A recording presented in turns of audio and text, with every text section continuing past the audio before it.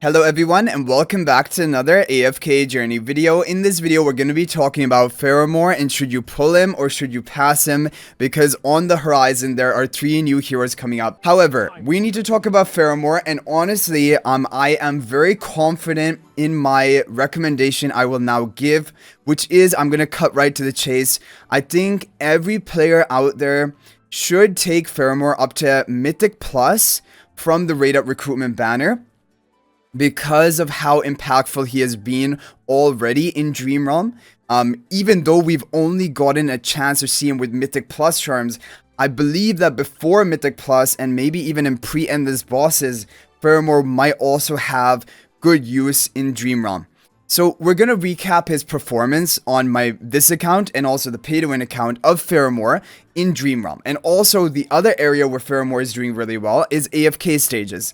In AFK stages, there are quite a lot of formations you're going to see involving Faramor, and definitely the fact that he can deny the opponents from healing while in his magic circle. That is also a very unique effect, which makes him another great hero for AFK stages. Now, the only area where Faramor is kind of lackluster is PvP. PvP, he is not a great hero because he is easy to kill. He doesn't get off much value until he can cast his ultimate to deal damage. And so that means that he basically gets reduced towards just a buffer, and his attack buff is nice, but is nothing amazing. So that is the thing about Faramor for PvP. I don't recommend him for PvP. However, for the other 2 areas, especially Dream Realm, he has been game changing. So I'm going to show you, for example, what Faramor has done for my main account I'm currently on. So, as you can see, the top team of Lone Gaze today is going to be this one. I got 115.6 billion damage on our first run, and it is using Faramor. And if I didn't have Faramor, I would not be able to get as high of a score. Maybe I would be 5 billion damage lower, maybe a bit more than that. And that shows you that for Lone Gaze, even after Mythic Plus charms, he is a top option. And why do I say even after? The thing is, Faramor, he doesn't benefit as much from Mythic Plus charms as other heroes do, because he gains an increased skill power that will slightly increase the attack buff that he will provide to his allies with Sacred Pledge, but it's only minor. It's like a 6% boost of attack compared to 15% attack buff going up to 21% attack buff. That is not a big deal. And so like honestly, his Mythic Plus charms are not as game changing as, for example, even Sonya, or definitely not Shakira, Ludovic. And so, like, if he's still in the top teams, despite not having the greatest, like, power spike with Mythic Plus charms, I would imagine with just base Mythic charms, he would also be a top option.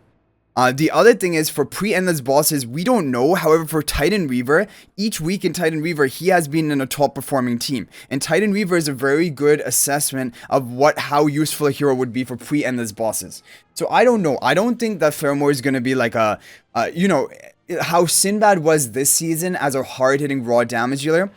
People are thinking, will Faramor be that in the next season? I can't say about that, but I definitely think that he will have uses in multiple bosses for pre-endless, post-endless. He already is, and so that makes him a really important hero for everyone to have, because the Dream Realm heroes, like even Sonya, for example, she's considered a must-have, and if her banner came out today, I would still recommend even free-to-play players to recruit on her banner. And so Faramor, that is the thing. But why did I say Mythic Plus? I'm going to talk about that later, why you can stop there. But basically, he's just very impactful for Lone Gaze. And Snowstomper as well. Look at this. My top Snowstomper team is also using Faramor. And again, if I didn't have Faramor, I'd probably be a few billion damage lower in my total score. And so just having him, it has allowed me to put together a better top performing team. Now, I think the overall top team is using Cryonia, and I don't think Faramor is in it. However, that team is not heavily outperforming the Faramor comp, and for most people who do not build Cryonia, because she's a very luxury hero, Faramor is going to improve your overall top team like I have done on this main account here. And now, where else has he been useful? He's been useful in Cray Shellbrute. Now, the top Cray Shellbrute team is also using Faramor. Look at this. 87.4 billion damage using Faramor in the top team for Cray Shellbrute on my main account with just Supreme Plus basically heroes. This is something which would not be possible without having Faramor. And so this really again shows you that even for Cray Shellbrute, Faramor is going to boost your scores. So already this is amazing, right? Okay, so those are the key uses for Dream Realm. Now for AFK stages, let's take a look. I'm actually ordering And okay, we're autoing with Faramor, and we still haven't been stopped. I think that we started autoing at 2,580. Now we're at 2,590, 2,591, using Faramor in the team autoing, so I'll show that at the end. And that is a great showcase that Faramor is great for AFK stages as well. And honestly, he is. He's really good, and even on auto mode, he's good in AFK stages. Okay, now why did I say Mythic Plus? When you look at his Supreme Plus ability, this is... You honestly do not care about this. When an enemy HP drops to 0, basically, if they revive, then their vitality is reduced by 50. For bosses, that is never happening. No boss is reviving, let alone even spawns. Nothing revives. So this will never have any impact in Dream on bosses. For AFK stages, hardly. Like, the only way this would have impact is like an enemy Thorin or Talene. Talene is not really used in AFK stages that much, like as an enemy. So it's mainly just an enemy Thorin. And honestly, the way you kill Thorin is just you have to nuke him multiple times enough. It's not really the vitality. Vitality just reduces his healing and shielding after, like, for example, when he revives himself by 50%. But the thing is, you just have to be able to have enough firepower to keep killing him. It's not like Thorin is like healing himself that much. And so honestly, this is a really lackluster, almost useless Supreme Plus ability. And that is why he's not a priority to upgrade to Supreme Plus. Unless you can afford to do so, and then you're just doing it for the Ascension stats, because those will matter a bit. You mainly just want his Mythic Plus. And honestly, from this, what you really just want is you want his Mythic Plus and like upgrade him to +5 exclusive equipment. Like, that's the cheapest investment, but it will basically take him almost to his full potential. And if you have the acorns, take him up to Supreme Ascension just for some Ascension stats and just leave him there. You do not need to upgrade his exclusive equipment, honestly, even past +5, because when you get to +10, it is going to grant him attack only when an enemy is defeated within the magic circle.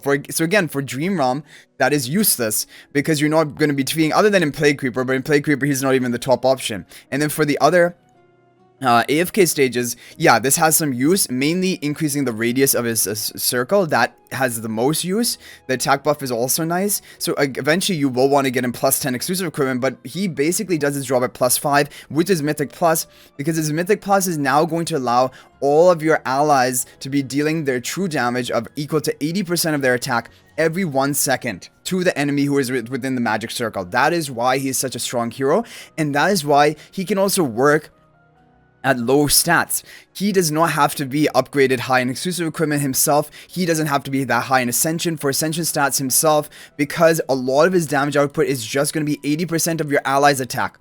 His own damage is going to also be affected by his own stats, like for example his Glorious Embrace, and when he has his Mythic Plus running, all of his normal attacks would be replaced by Glorious Embrace, and that deals true damage at a pretty high multiplier. So of course, eventually you want to max out Faramor, take him to Supreme Plus, take him to +10 exclusive equipment.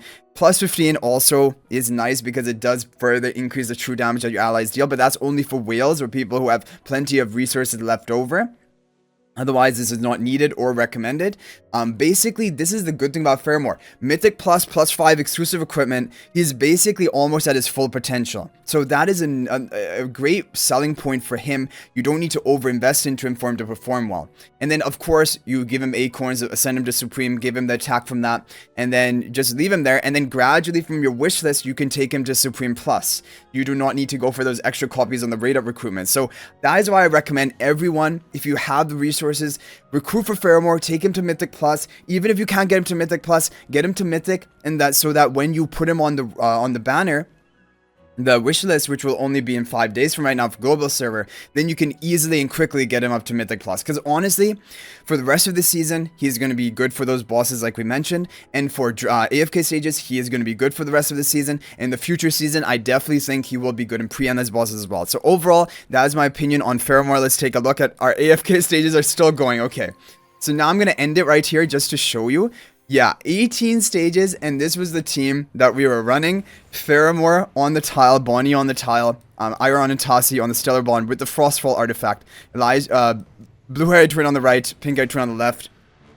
This team is doing so well, and it is allowing me to not even have to worry about it, easily make it to the next daily limit, because I was at 2580. which is the daily limit for today, I have to push to 600 for the daily limit for tomorrow, and this has made my life a lot easier. So overall, those are my opinions about Faramor. I think he is a very important hero, probably the most important hero of this entire season, and that is why I think everyone should recruit for him up to Mythic Plus. You do not need to go beyond that though if you want to save resources, and I would recommend you should save, because we still have the 3 heroes coming up for the season: Shamira, Natsu, and Lucy, and we don't know entirely how well they're going to be, how well they're going to do.